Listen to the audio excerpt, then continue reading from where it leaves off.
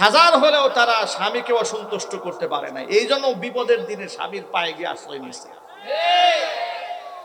কথা বলে না কেন ভাই? সারা জীবন আমাদেরকে বলেছে পাকিস্তানের গোলাম নাকি আমরা, আমরা নাকি স্বাধীনতার দুশ্মন, পাকিস্তানের ধূসর, পাকিস্তানের পেটাত্তা। আচ্ছা আপনারা বলে এই দেশে আলেম উলামা জেল খেটেছে, জরিমানা দিয়েছে, ফাঁসির মঞ্চে পর্যন্ত উঠেছে, কোন একজন আলেম পাকিস্তান আশ্রয় নিয়েছে? তাহলে কি বোঝা গেল? আলেমরা পাকিস্তানের দালাল। আরো জোরে বলুন। কিন্তু যারা আমাদেরকে পাকিস্তানের দালাল বলেছে, ওরা যে মোদির গোলাম এটা তো প্রমাণিত। চিল্লা বলেন ঠিক কিনা বলেন? ওরা কার গোলাম? আরো জোরে বলেন। আমরা কার গোলাম?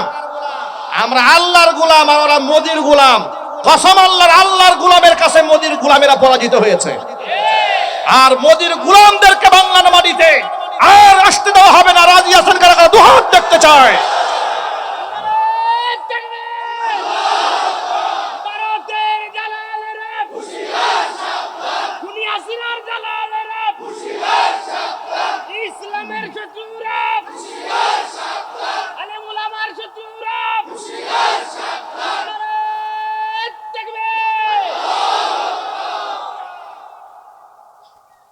যেই নরেন্দ্র মোদী মুসলমানদের এমন চরম শত্রু, মুসলমানদের মসজিদ ভেঙে দেয়, মন্দির বানায়, আবার দেখলাম সেই নরেন্দ্র মোদীর পক্ষ থেকে ভারতের হাই কমিশন বাংলাদেশের মাইজ ভান্ডারে একটা মাজার আছে, ওই মাজারে গিলাপ পাঠায়। চিন্তা করছেন অবস্থাটা? যাদের দেশে মসজিদ ভেঙে মন্দির বানায়, ওরা আবার আমাদের দেশের ধর্মের প্রতি মোহাব্বত দেখাইতে গিয়া মাইজ ভান্ডারের দরবার শরীফে মাজারে গিলাপ পাঠায়। মানেটা কি জানেন? আল কুফরু মিল্লাতুন ওয়াহিদা, পৃথিবীর সব কাফেররাই একদলভুক্ত। নরেন্দ্র মোদী এবং ওদের রেসপন্সিবল নাতিপুতিরা বুঝতে সক্ষম হয়েছে যে আমাদের মধ্যে আর মাজার পূজারীদের মধ্যে কোনো পার্থক্য নাই, আমরা একই গোয়ালের গরু। ঠিক কিনা বলেন? মন্দিরেও শিরিক হয়, মাজারেও কি হয়? শিরিক হয়। মনে রাখবেন মুসলমানেরা, শিরিক বড় ভয়াবহ গুনাহ। মাজারে সেজদা দেওয়া হারাম, মাজারে সাহায্য চাওয়া হারাম, এখান থেকে তাওয়াজ্জু চাওয়া হারাম। তাওয়াজ্জু নেবেন আল্লাহর দিকে, যে তাওয়াজ্জু হযরত ইব্রাহিম আলাইহিস সালাতু ওয়াস সালাম নিজে বলেছিলেন, ইন্নী ওয়াজ্জাহাতু ওয়াজহিয়া লিল্লাযী ফাতারাস সামাওয়াতি ওয়াল আরদা হানিফান ওয়া মা আনা মিনাল মুশরিকিন। জাতির পিতা ইব্রাহিম আলাইহিস সালাতু ওয়াস সালাম বললেন, ইন্নী ওয়াজ্জাহাতু, আমি আমার তাওয়াজ্জু ঘুরাই নিলাম, আমি আমার চেহারাটাকে ঘুরাই নিলাম, ফিরাই দিলাম ওই স্রষ্টার দিকে, ওই আল্লাহর দিকে, যিনি ফাতারাস সামাওয়াতি ওয়াল আরদ, যিনি আসমান এবং জমিন সৃষ্টি করেছেন। একনিষ্ঠতার সাথে আমি আমার তাওয়াজ্জু দিলাম আল্লাহর দিকে। আর মাজারপন্থীরা বলে বাবা কবর থেকে তাওয়াজ্জু দেয় আমাদের দিকে। ঘৃণার সাথে কন নাউজুবিল্লাহ। এমন হাজারো প্রমাণ আমাদের হাতে আছে না নাই? ওই যে ভণ্ডা মাজার পূজারী চট্টগ্রামের জাহাঙ্গীর, দরবারে জাঙ্গিয়া নামে পরিচিত, সে একবার চলে গেল মাইজ ভান্ডারের দরবারে পরীক্ষার্থীদেরকে সাথে নিয়ে, এসএসসি পরীক্ষার্থীদেরকে সাথে নিয়ে কবরের সামনে গিয়ে বলে, বাবা আমাদের সালাম গ্রহণ করেন, আপনার কদমে আমাদের সালাম। এই যে শিক্ষার্থীরা আসছে, ওরা পরীক্ষা দেবে, ওদের ভুল ত্রুটি ক্ষমা করে এদেরকে পরীক্ষার মধ্যে তুমি কামিয়াব করে দিও। পরীক্ষার কামিয়াবির জন্য গিয়েছে মাজারে, মাজারওয়ালার কাছে সাহায্য চাচ্ছে, মাজারে শুয়ে থাকা ব্যক্তি যেন, মরা ব্যক্তি যেন এদেরকে পরীক্ষায় পাশ করাইয়া দেয়। এই কাজ যে করেছে, এই কথা যে বলেছে, ওরে সুন্নি তো ভালো, ওর কি মুসলমান বলার কোনো সুযোগ আছে? চিৎকার দিয়া বলেন আছে? ওরা বাপ মাকেও এত বড় সম্মান করে না যে সম্মান পীর সাহেবরে করে। ঠিক কিনা বলেন? পীরের বাড়িতে গরু নিয়ে দৌড় দেয়, উরসে ছাগল নিয়ে দৌড়। আমার এক মুসল্লি আমার কাছে আসছে, হুজুর আমরা খুব গরিব মানুষ, খেত খামারে কাজ করে আমার বাবা, গোয়ালের সবচেয়ে বড় গরুটা প্রত্যেক বছর আটরশির দরবারে নিয়ে যায়, সংসার চলে না আমাদের। কিন্তু এরে কি পাগল করছে এই দরবার থেকে, সে প্রতি বছর গরু নিয়ে যায় কিন্তু নামাজ পড়ে না। কি পড়ে না? নামাজ পড়ে না। জিজ্ঞেস করলে বলে দেখানো নামাজ আমরা পড়ি না। জিজ্ঞেস করলে কি বলে? দেখানো নামাজ পড়ি না। ওরা আধ্যাত্মিক নামাজ পড়ে। ভণ্ডামির একটা সীমা থাকা উচিত, একটা মাত্রা থাকা উচিত। কথা বলতে হবে, ঠিক কিনা? আমার কিছু লোকজন সেখানে গেছিল, মানে পরিচিত, আমার কাছে এসে গল্প বললো। আমি বললাম গেলেন কেন ওখানে? বলে হুজুর দেখতে গেছিলাম করে কি। আমি কি করে একটু বর্ণনা শোনান। বলে বর্ণনার মধ্যে বর্ণনা হচ্ছে নামাজের সময় মসজিদে ঢুকছি, সেখানে নারী পুরুষ অনেক তবকার মানুষ আছে, হিন্দুরাও আছে মাজারে, হিন্দুরা সহ গেছে, বৌদ্ধরা গেছে, খ্রিস্টানরা গেছে, নানান ধর্মের লোক গেছে মাজারে। এই পৃথিবীর কোন পীরের দোয়া 100% কবুল হবে এমন কোন গ্যারান্টি আছে? কোন হুজুরের দোয়া কবুল হবে 100% গ্যারান্টি আছে? কোন আলেমের দোয়া কবুল হবে 100% গ্যারান্টি আছে? কিন্তু নবী করিম সাল্লাল্লাহু আলাইহি সাল্লাম বলেছেন, পিতা মাতার দোয়া করতে দেরি হয়, কবুল হতে দেরি হয় না। সেই বাবা মার প্রতি আজকে মুসলমানদের দেশে এত বেশি অবহেলা, দুঃখ লাগে মনে, কষ্ট লাগে মনে। মা বাবার প্রতি মানুষ এহেন আচরণ কিভাবে করে, এমন নিকৃষ্ট ঘৃণ্য আচরণ কি করে করে। গতকালকেও রিপোর্টে দেখলাম সন্তানেরা বৃদ্ধ বাবাকে প্যারালাইজড হয়ে গেছে, রাস্তায় ফেলে পালায়ে গেছে। সন্তানেরা কি করে পারে বাবা মাকে বৃদ্ধ বয়সে অবহেলা করতে? এটা আমার মাথায় আসে না।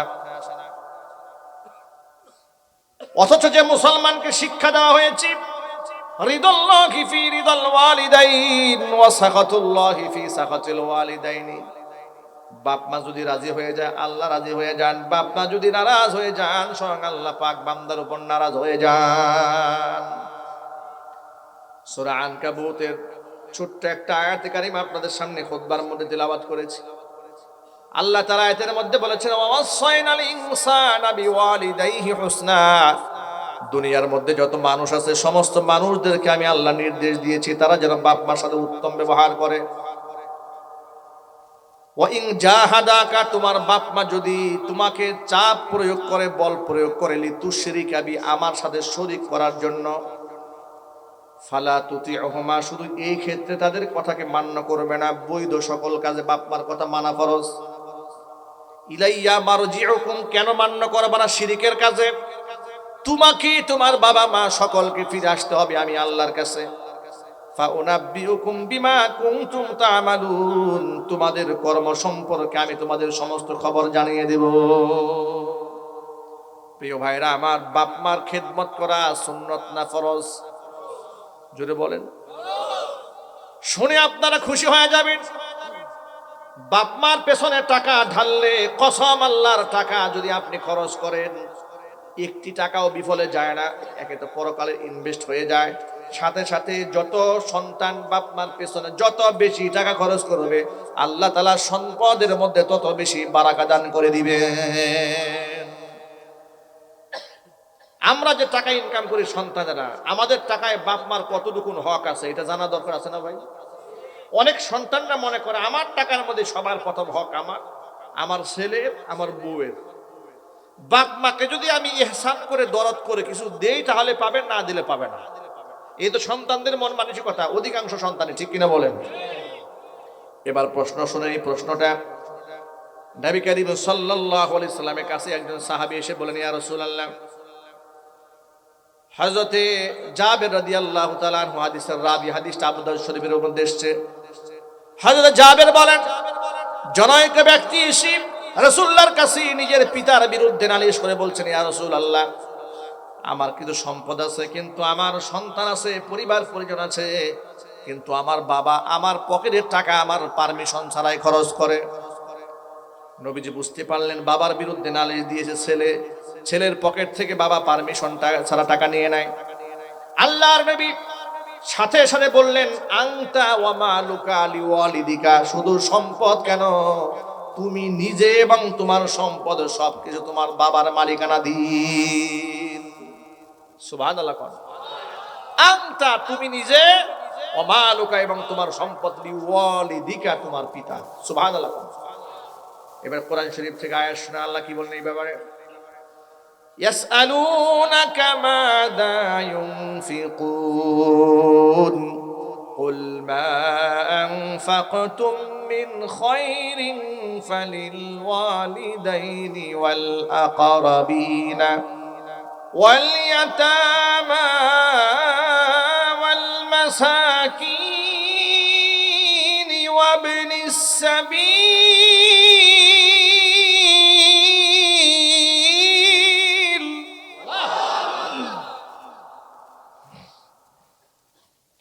ওয়ামা তাফআলু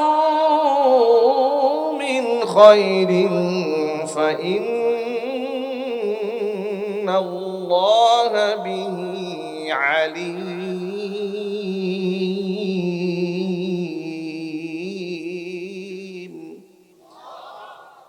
আল্লাহ পাক বলেন ইয়াসআলুনাকা মাযা ইউনফিকুন, নবীজি ওরা জানতে চায় তারা কি খরচ করবে।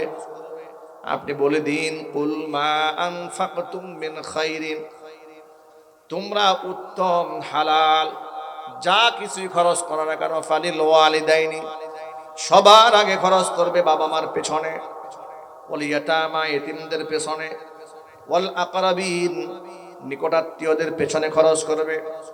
ওয়ামা তাফআলু মিন খায়রিন ফাইন্নাল্লাহা বিহি আলীম, তোমরা হালাল উত্তম যা কিছু খরচ করো না কেন সকল সম্পর্কে আমি আল্লাহ তাআলা অবগত আছি।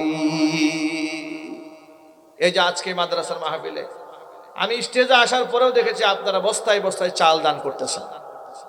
যারা দান করেছেন আল্লাহ তাআলা জাযায়ে খায়ের দান করেন, জোরে করে আমিন। যারা দান করেছেন তারা কি ঠকেছেন? কি মনে হয় আপনাদের, ঠকেছেন? না, তারা ঠকেননি, তারা অনেক অনেক জিতে গেছে। নবী করিম সাল্লাল্লাহু আলাইহি ওয়াসাল্লাম বলেছেন আস-সাঈ আলাল আরমিলাতি ওয়াল মিসকিন, যারা বিধবাকে সাহায্যের জন্য চেষ্টা করে, বিধবা নারী, আর আরমিলা মানে বিধবা যার স্বামী হারিয়ে ফেলেছে, ওয়াল মিসকিন দরিদ্র অসহায়, তাদেরকে যারা সহযোগিতা করে, তাদের কত মর্যাদা তোমরা কি জানো? যারা দরিদ্র অসহায় মিসকিনকে সাহায্য করে, বিধবাকে যারা সাহায্য করে, আল্লাহর হাবিব বলেন কাল মুজাহিদি ফি সাবিলিল্লাহ, আল্লাহর পথে জিহাদ করে মুজাহিদ যে সওয়াব পায়, দানকারী ব্যক্তির আমলনামার মধ্যে আল্লাহ তাআলা মুজাহিদের সওয়াব লিখে দেন।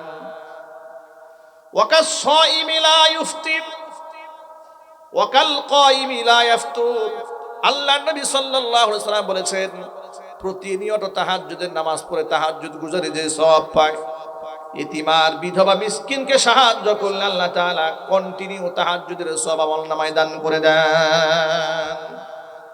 প্রতিনিয়ত নফল নামাজ পড়লে যে সওয়াব পায়, ব্যক্তি এতিম মিসকিনকে সাহায্য করলে আল্লাহ তাআলা কন্টিনিউ ব্যক্তির আমলনামার মধ্যে নফল রোজার সওয়াব লিখে দেন। জোরে কোন সুবহানাল্লাহ। সুতরাং আল্লাহ তাআলা যাদেরকে সামর্থ্য দিয়েছে, সুযোগ দিয়েছে, ওসাআত দিয়েছে, ধনাঢ্যতা দিয়েছে, আল্লাহ তাআলা যাদেরকে এতটুকু সম্পদ দান করেছেন যে আপনি অন্যকে সহযোগিতা করতে পারেন, আপনি মাদ্রাসার পেছনে ব্যয় করবেন, এতিমদের পেছনে ঢালবেন, মাজারে টাকা দেবেন না। কথা বলতে হবে।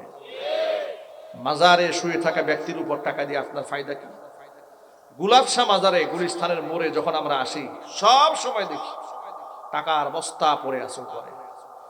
এই লোকগুলো চিন্তাও করে না যে টাকার বস্তা মাজারের উপরে ঢাললাম, এই টাকাটা যায় কোথায়, টাকাটা নিচ্ছে কে? কথা বলেন ঠিক কিনা বলেন? আপনারা বলেন টাকা কি মুর্দা মানুষের দরকার না জিন্দা মানুষের? জীবিত মানুষ আপনার কাছে হাত বাড়িয়েছে, টাকা দিলেন না, মরা মানুষ শুয়ে আছে তার উপরে টাকা দিলেন। কি মনে হয় কবরে যিনি শুয়ে আছেন টাকার জন্য ফেরেশতারা ঘা খাচ্ছে? এটা হয় মনে হয় নাকি আপনার কাছে? টাকাটা দিলেন কেন? আমি পার্সোনাল গাড়ি নেওয়ার আগে গাড়ি ভাড়া করে করে বিভিন্ন জেলায় যেতাম প্রোগ্রামে। এক ড্রাইভারকে নিয়েছি, যাচ্ছি গাজীপুর থেকে প্রোগ্রাম করে ময়মনসিংহের দিকে। রাস্তায় পড়েছে ফসি পাগলার মাজার। হঠাৎ করে গাড়ি ড্রাইভার ব্রেক দিয়ে 50 টাকা গরিব মানুষ তাও দান করলো। যাচ্ছে, জিজ্ঞেস করলাম কি ব্যাপার? ইমার্জেন্সি ব্রেক দিয়ে খুব আদবের সাথে নেমে গিয়ে দান করে আসলেন টাকাটা। হুজুর আমি যার কাছ থেকে ড্রাইভিং শিখেছি উস্তাদে বলে দিছে মাজারের সামনে দিয়ে গাড়ি নিয়ে গেলে কোনোদিন ভুলেও টাকা ছাড়া যায়ও না। আমার উস্তাদে শিখাই দিয়েছেন। বললাম কেন, হেতুটা একটু বলেন আমাকে শুনি। বলে উস্তাদ বলেছে রাস্তাঘাটে বিপদ আপদ থেকে যদি বাঁচতে চাও তাহলে মাজারে টাকা দিয়ে যায়, না হয় রাস্তাঘাটে চাক্কা উল্টে যাবে। মাজারের সাথে বিয়াদবি হয়েছে, চাক্কা উল্টে যাবে। মানুষের আকীদা কত নষ্ট, চিন্তা করছেন? ওরা মনে মনে চিন্তা করে এই পাগলার এই মাজারে শুয়ে থাকা ব্যক্তি এত খারাপ, জিন্দা থাকা অবস্থায় তো মানুষের পকেটে টাকা মারছে, মরার পরেও টাকা নাই, না হয় চাক্কা উল্টে যায়। এটা কোনো আকীদা হতে পারে? যদি বলেন এটা কোনো আকীদা হতে পারে? এগুলা কোনো আকীদা হতে পারে? এগুলো বিধ্বংসী আকীদা, এগুলো ধ্বংসাত্মক আকীদা। আল্লাহ যেন আমার ভাইদেরকে এমন জঘন্য আকীদা থেকে হেফাজত করেন। এতিমখানায় টাকা দেন, বিধবা নারীকে সাহায্য করেন, ঋণগ্রস্ত ব্যক্তিকে সাহায্য করেন, রিক্সাওয়ালা, অটোওয়ালা, কুলি, মজুর, ঠেলাওয়ালা এদেরকে কি প্রয়োজনে কিছু ভাড়া বাড়িয়ে দেন। পাড়া প্রতিবেশী এমন আছে লা ইয়াসআলুনান নাসা ইলহাফা, সম্ভ্রান্ত ব্যক্তি কিন্তু পেটে খাবার নাই, কিন্তু মুখে বলতে পারে না লজ্জায়। আছে না নাই? মনে করেন দেখতে ভদ্রলোক মনে হয় যে খুব পরিপাটি চলে, কিন্তু আসলে পকেটে টাকা নাই, কষ্টে আছে। আল্লাহ রাব্বুল আলামিন বলে দিয়েছেন ওই সমস্ত মানুষের খোঁজ খবর নিয়ে চেহারা দেখে দেখে বুঝে নিবা তার মধ্যে কতটুকু দারিদ্রতা আছে, তার বাড়িতে হাদিয়া পৌঁছায় দাও। ইসলাম কত সুন্দর, সুবহানাল্লাহ বলবেন না ভাই? ইসলামে সব বজানা আছে। যে কথা বলতে চেয়েছিলাম, তাহলে আল্লাহ পাক বলছেন নবীজি, ওরা জিজ্ঞেস করে ইয়াসআলুনাকা মাযা ইউনফিকুন, কি খরচ করবে? আপনি বলে দিন খরচ করবে সবার আগে বাপ মার পেছনে। এটা কার হুকুম জুড়ে বলেন? আপনাদেরকে ছোট্ট একটা কাহিনী শোনাই। বাপ মার পেছনে যদি টাকা ঢালেন, শুধু পরকালে জাহান্নাম থেকে আল্লাহ বাঁচাবেন তা নয়, দুনিয়ার বিপদ থেকে আল্লাহ বাঁচিয়ে দিবেন। আত-তারগীব ওয়াত তারহিব কিতাবের প্রথম হাদিস, আত-তারগীব ওয়াত তারহিব কিতাবের ইখলাস অধ্যায়ের প্রথম হাদিস। ওমর ফারুক রাদিয়াল্লাহু তাআলা আনহু হাদিসের রাবী, তিনি বলেন, বাইনামা নাহনু ইনদা রাসূলিল্লাহি সাল্লাল্লাহু আলাইহি ওয়াসাল্লাম, আমরা নবী করিম সাল্লাল্লাহু আলাইহি ওয়াসাল্লামের সামনে একদিন বসা ছিলাম। এমন সময় নবীজি আমাদেরকে বনী ইসরাইল সম্প্রদায়ের তিনজন ব্যক্তির কাহিনী শোনালেন। নবীজি বললেন, থালাথাতু নাফারিন মিম্মান কানা ক্বাবলাকুম, তোমরা এই পৃথিবীতে আগমন করার পূর্বে বনী ইসরাইল সম্প্রদায়ের তিনজন ব্যক্তি দুনিয়াতে এসেছিল এবং তারা দূর পথে কোথাও সফরে বের হয়েছিল। সফরে চলতে চলতে সারা দিন তারা চলেছে, ক্লান্ত পরিশ্রান্ত হইয়া পাহাড়ের গুহার মধ্যে আশ্রয় গ্রহণ করেছে। রাতের বেলায় প্রচন্ড ঝড় হয়েছে, পাহাড়ের উপর থেকে বড় একটা পাথরের খণ্ড গড়াতে গড়াতে এসে গুহার মুখের মধ্যে এসে আটকায় গেছে। তিনজন ব্যক্তি পাহাড়ের গুহার মধ্যে আটকায় যাওয়ার পর মনে মনে চিন্তা ভাবনা করলেন, এমন জায়গার মধ্যে আমরা আটকা পড়ে গেছি, যদি আমরা এখানে মরে গলে পচে হাড্ডিসার হয়ে যায়, এই দুনিয়ার কেউ জানবেও না, শুনবেও না। কিন্তু আপনারা বলেন, যেখানে কেউ দেখতে পারে না সেখানে কে দেখতে পান? যেখানে কেউ সাহায্য করতে পারে না সেখানে কে সাহায্য করেন? ক্লান্ত পরিশ্রান্ত হইয়া বিপদ মুহূর্তেও তারা এতটুকু বিশ্বাস রাখে আল্লাহর উপরে। তারা মনে মনে তিনজনের সিদ্ধান্ত নিয়ে নিলেন, জীবনের শ্রেষ্ঠ ইবাদতের বিনিময়ে আজকে আমরা আল্লাহর দরবারে সাহায্য প্রার্থনা করব। নিশ্চয়ই আমাদের রব আমাদের দোয়া বিফলে ফেলবেন না। আচ্ছা, আপনাদেরকে দোয়া করার একটা সুন্নাহ পদ্ধতি শিখাই দিই। আপনাদের কষ্ট হচ্ছে নাকি ভাই? মনে রাখবেন, দোয়া করার সময় কেউ যেন হেলায় খেলায় দোয়া না করে, যে আমি দোয়া করতেছি এটা কি আল্লাহ শুনতেছে, আমি একটা খারাপ মানুষ, এটা কি আল্লাহ শুনবে কোনোদিন, এ কথা চিন্তাও আনবেন না মাথায়। দৃঢ় বিশ্বাসে দোয়া করবেন, আল্লাহর সওয়াব প্রাপ্তির আশায়। নিশ্চয়ই আমার রব আমার দোয়া শুনবেন, ইনশাআল্লাহ। বলেন বলেন ইনশাআল্লাহ। মাথায় এটা রাখবেন। শত মানুষকে খুন করা ব্যক্তি যদি ইস্তিগফার করে, তাওবা করে আল্লাহর কাছ থেকে ক্ষমা প্রাপ্ত হতে পারেন, আমি এমন কোন গুনাহ করলাম যে আল্লাহ আমার মাফ করবে না? ঠিক কিনা বলেন? আল্লাহর রহমত এমন ভাবে আশা করতে হবে। তিনজন ব্যক্তি আল্লাহর উপর দৃঢ় বিশ্বাস রয়েছে।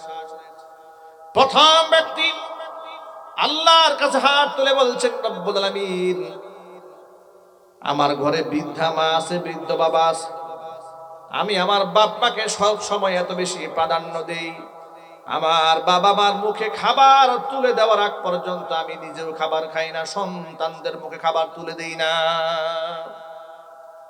কোনো এক রাতে আমি বাড়ি ফিরতে দেরি হয়ে গেল। বাড়িতে গিয়ে দেখি আমার বৃদ্ধা মা ঘুমিয়ে পড়েছে, বৃদ্ধ বাবা ঘুমায় গেছে। আমি যখন বাড়িতে গেলাম, আমার সন্তানরা ক্ষুধার যন্ত্রণায় ছটফট করছে।